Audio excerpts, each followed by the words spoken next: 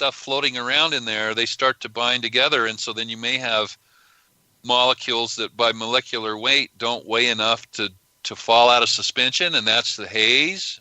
That could be possibly, there's different types of hazes, but that could be some of what takes a long time to drop out of your mead once you do finally rack. I have found by leaving the lees stirred in suspension, and that's very important, that once I finally do stop stirring, a lot of stuff drops out quite quickly, and I believe that that's because they've had a chance over time to bond molecularly with other things, so now they weigh more, and so they're going to fall out of suspension. Whereas if you tried to do that 3 weeks ago, they wouldn't have grabbed the hands of their neighbors, and they wouldn't weigh as much, and they would stay in suspension. Now, if you want to leave the lees in there for a very long period of time, until they start to die and explode, so to speak, when they do that, all of their innards, all of their guts get released out into the must, and that then will change the flavor based on the guts of the yeast being exploded into the must. If you want to do that, look it up and study about it. But one of the things I would suggest is if you go the month and you stop stirring, in the first few hours, all the really heavy particulate will fall out of your must. If you want to extend age on the lees, I would suggest stop your stirring, and at a certain point, rack off of the rough lees, all the real heavy, thick, coarse gunk.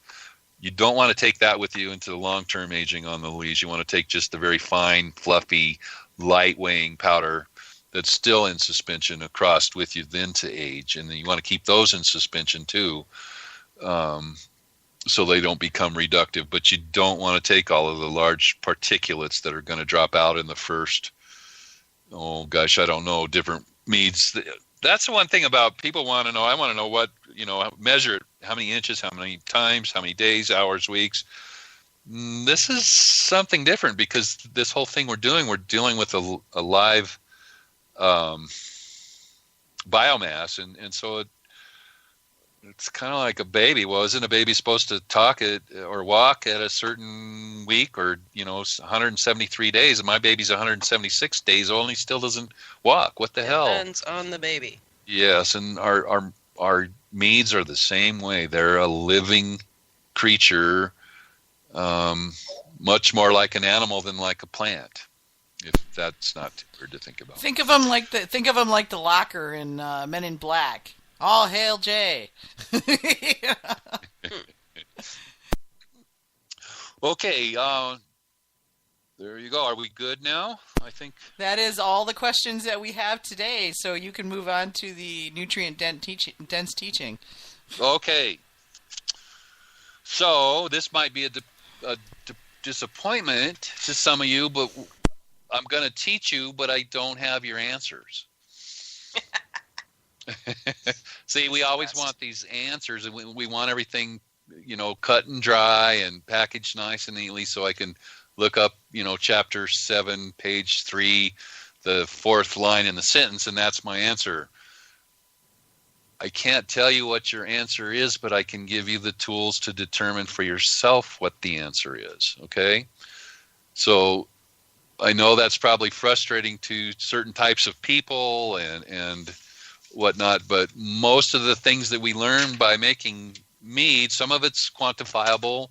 A lot of the science is dependable, but some of these things, I can't give you the answer over the phone or on a podcast, or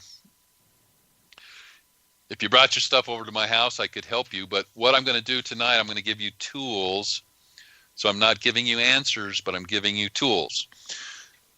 But keep in mind, once we go through this and play with this concept a little bit, then we're going to have some time for you to come back, and you can either ask questions if it doesn't make enough sense for you, or if you have examples of things that you're trying to establish or accomplish in your meads and don't quite understand how, and you think now you do and you want to confirm that. So in other words, there's going to be an interactive time later once we get through this educational piece for us to try to hopefully put this into practice so that you can actually take things, down to your basements and your kitchens or wherever you make your juice and apply these things. So what I want to talk about tonight is what I like to use the term of balancing your mead. Now, what that means is that not everything is equally in balance, meaning if you have the old style of scales and you put an ounce on one tray of the scale and an ounce on the other, that's now balanced. That's not the kind of balance that we're talking about. But the kind of balance that we are talking about is, I guess, what are some other words we could use? Synergy. Or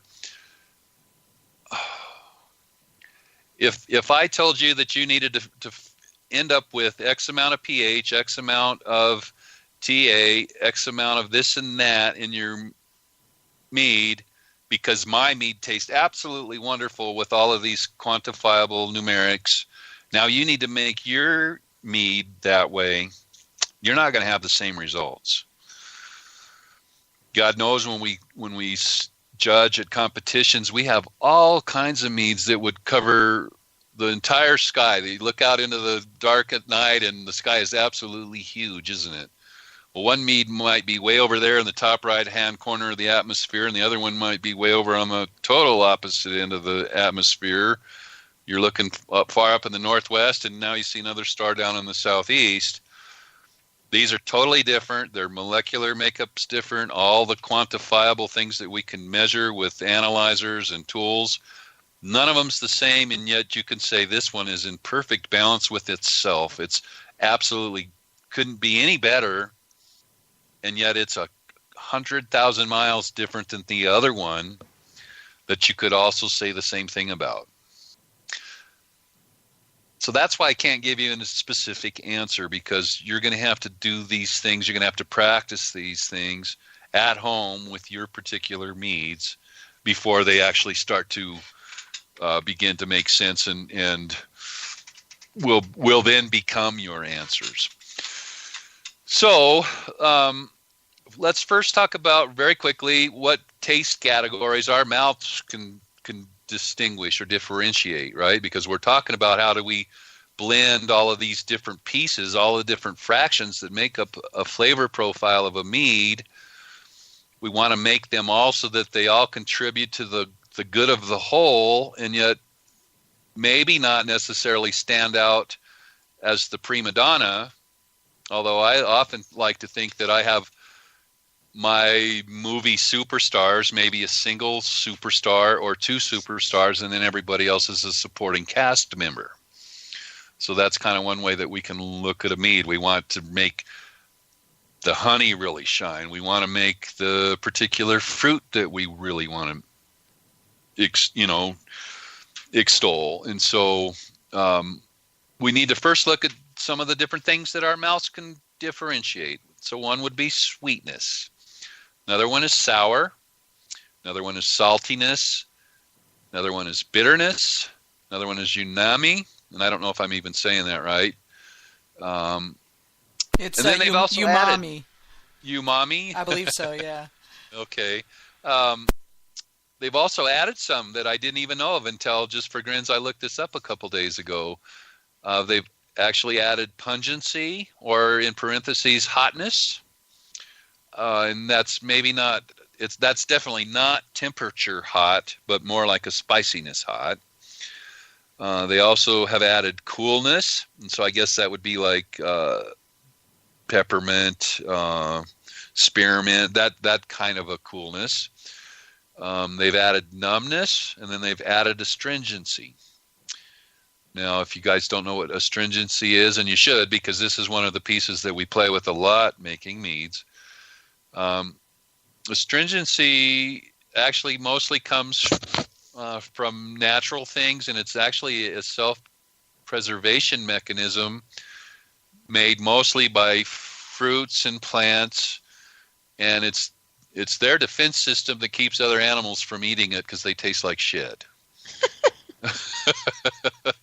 And I should watch my mouth a little bit more. Sorry if I offended anybody.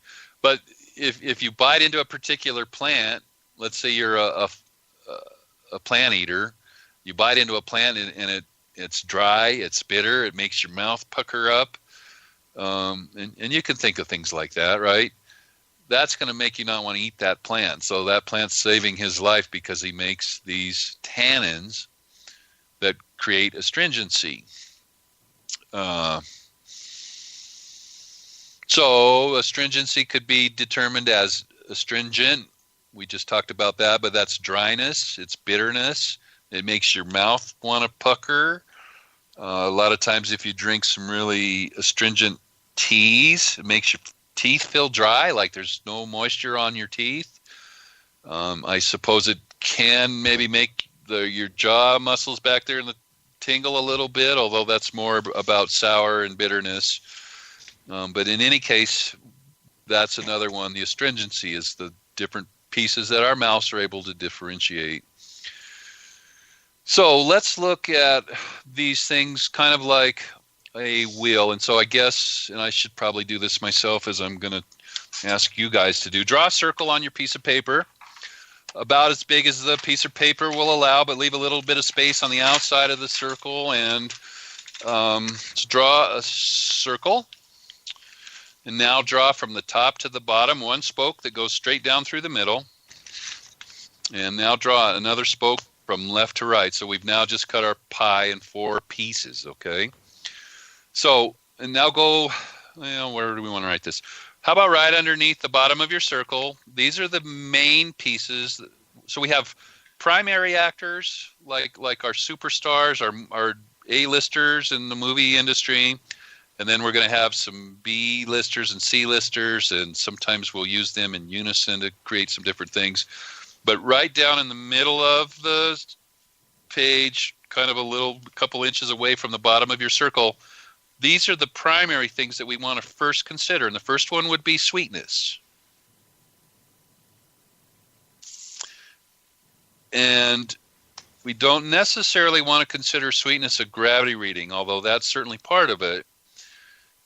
But especially with meads, once it goes beyond the first portion where we give them a numeric score, if they go on to the mini shows, the mini bosses, they're only now considered on their perception, and the numbers that got them there, we just throw those out the window now. They don't matter anymore. So when we're talking about sweetness level, we're actually talking about the intensity of the honey. Okay? So write that down. Write down sweetness and intensity. When winemakers crush grapes, they talk about the intensity of the grape as the extract level. In other words, are these really powerful and very strong tasting grapes, or is the intensity kind of low? As you know, some honeys are very sweet, and other honeys are mild, and so they have an intensity factor, right? So the main 4 things that we want to initially consider is sweetness or sweetness intensity. We also want to look at acidity. Let's write that down. We want to look at tannins. So write that down. And we want to consider also alcohol. And so let's talk about those 4 pieces for a second.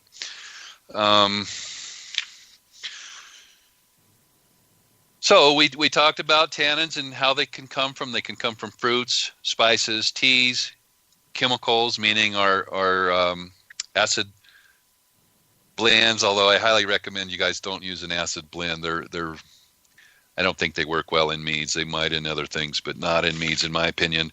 So we're talking about malic acid, tartaric acid, acetic acid, these different acids that will be found naturally in different fruits. And so, for instance, if you're using apples have malic acid in them. So if you're working on trying to adjust an apple sizer, you're going to want to use probably malic acid because that's the natural acid found in apples. Same with grapes. The natural acid found in grapes is tartaric, and so forth.